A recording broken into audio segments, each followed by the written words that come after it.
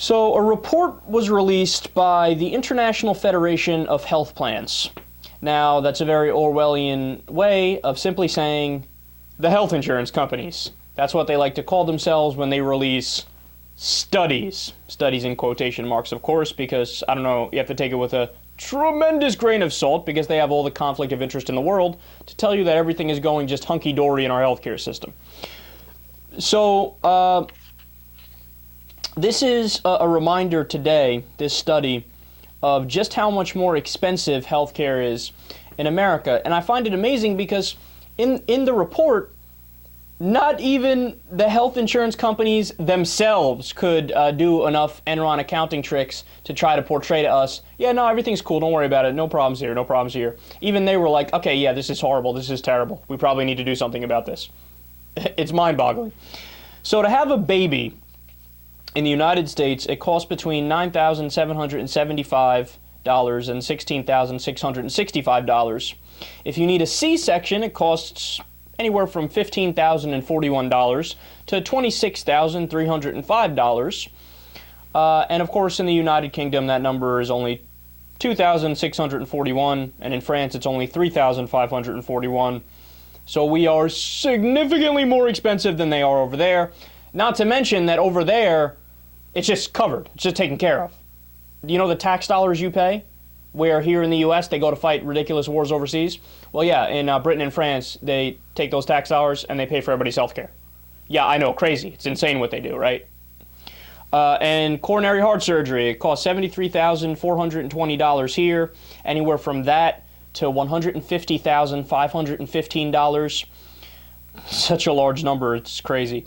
And the average American price is more than $30,000 higher than the second place price, which is Australia. And in France, to give you some idea, in France, the same surgery would cost $23,000. In the UK, it would cost $14,000. Then you go the price per day of being in the hospital. The United States, of course, highest number. The average daily cost of a U.S. hospital stay is $4,287, anywhere from that to $12,000. In France, it is $853. So, and the report lays out so many different categories, and it compares the difference in price all around the world and throughout the modernized world. And what the report shows is that in every single category, the United States is not only more than everybody else, it is significantly more than everybody else.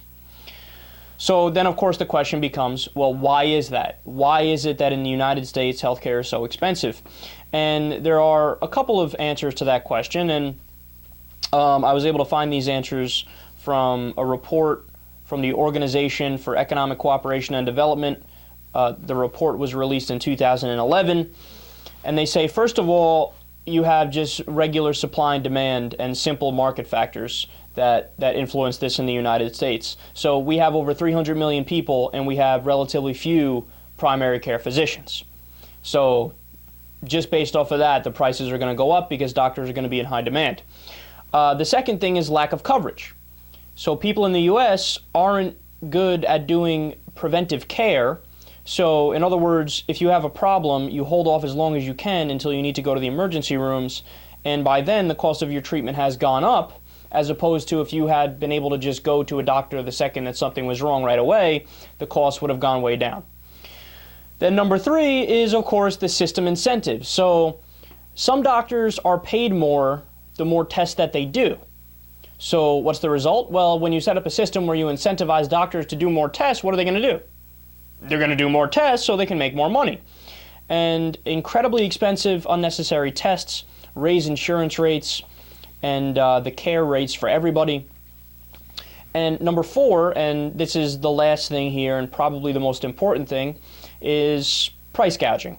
Now, we had covered in depth a CNN investigative report based off of an article by a guy named Brill, I forget his first name, I think Stephen Brill, who looked in depth at the United States healthcare system and some horror stories that came out that seemed to be a dime a dozen.